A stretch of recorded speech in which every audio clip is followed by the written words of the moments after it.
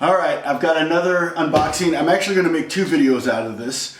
One, an unboxing video, so it's a surprise for you.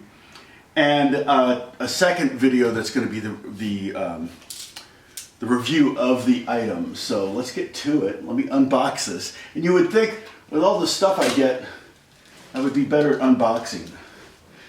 I know I'm not supposed to. I should watch some unboxing videos, see how they do it, or how to unbox a box. Okay, got it open. Let's see. Here's here, paper, and I've got some items down here. If you saw them, you would know what was coming. Oh, this is the bottom, I believe, which is actually good. So I can pull it out. Hard case, which I love. All right. I don't think there's anything else in there.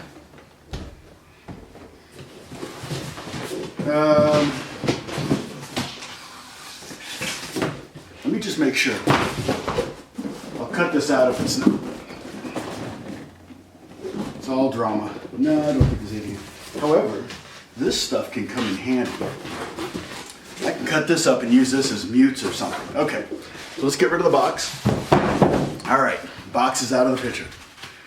All right, so what did I get? Well, it's from Goldtone, which is in Florida. Let's see what's there. Good box. It's actually not as big as I thought, or a good case. All right, here we have it. The case is small, which is nice because I have more room in my closet that way. Okay. Very well packed.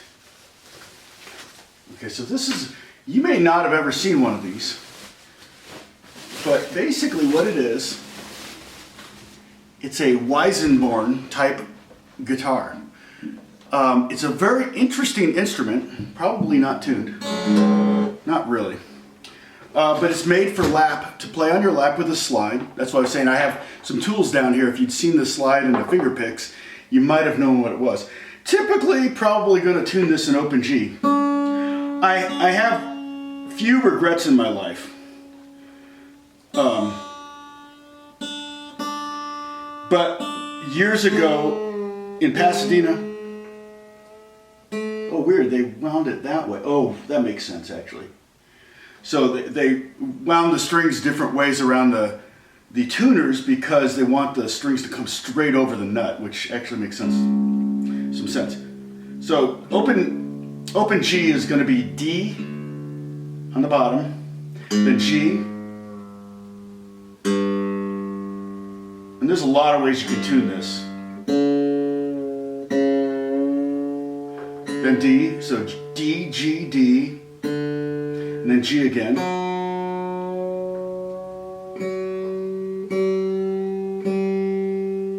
And I'll probably put some new elixirs on this thing. Go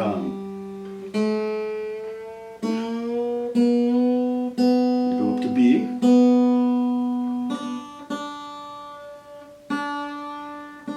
Alright. I've got my thumb pick out here that'll help give me a little bit more volume. And I'm going to go ahead and put on 3 finger picks. I'm not the best finger picker, but it does help this cut out. But anyway, one of the few regrets I have in life is I have a friend that had a store in Pasadena, Route 66 Guitars, and this is before the internet, so you couldn't really research something. But I walked in the store, and in the corner was this instrument I'd never seen before, and it was a Weissenborn. And he wanted $300 for it. If you look up Weissenborn now, I don't think you could find one for less than $3,000. I played it. I was like, "Oh, this is cool." I said, "So you play it with a slide, you know?" And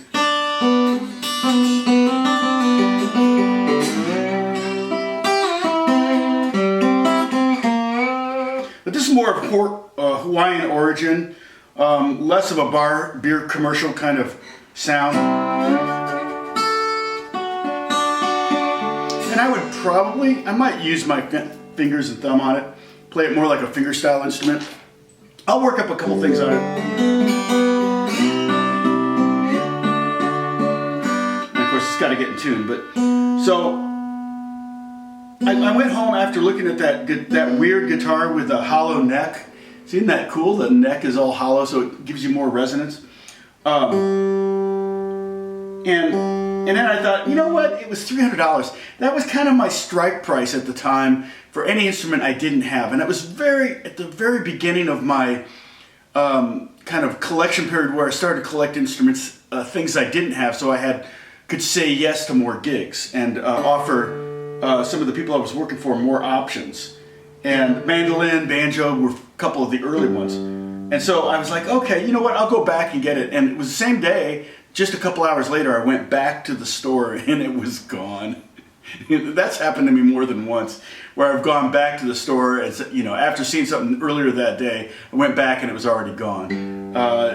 So now, I typically, if there's something at a store that I feel that way about, I'll just buy it. Oops, I was going sharp. Okay, so so that's basically a G chord with a D in the bottom. I might use open D tuning on this, maybe, so I can use the lower 3 strings more. Because right now I'm going to be, the power chord is on the 5th, 4th, and 3rd string. Right? So that bottom string's not really going to get used much. Kind of like a Keith Richards tuning. But one thing that I've seen players do, and that is to leave a string open. So I'm playing the barn at the 5th fret, and then leaving the 1st string open, and it creates kind of a C2 chord. Or I could do the same thing and leave the top 2 strings at the 7th fret, create like a D6 chord. Or if I go down, I could create a C9 chord. And so, I don't have a thumbnail right now. My nails are kind of jacked up right now, but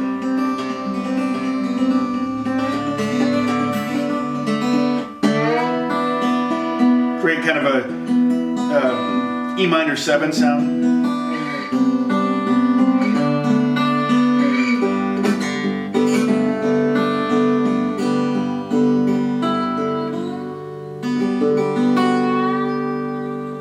But I'm going to work on this a little bit, and I'll give you a review of it later, and I'll talk about the specs and everything. That's it. So it's a basically, what's the model number on this? Well, I'll make that the next video. I'll put it down below so you can check it out. But it's a Goldtone, Weissenborn style, all mahogany, I believe. Oh, here it is. Here's the model number. SM Plus. So yeah, SM Plus, and it was designed by Hawaiian-Style. So they're still giving credit to Weissenborn for it. But I love the trim on it. So again, I'll talk about it more in a future video. Okay? Take care. God bless. Bye-bye.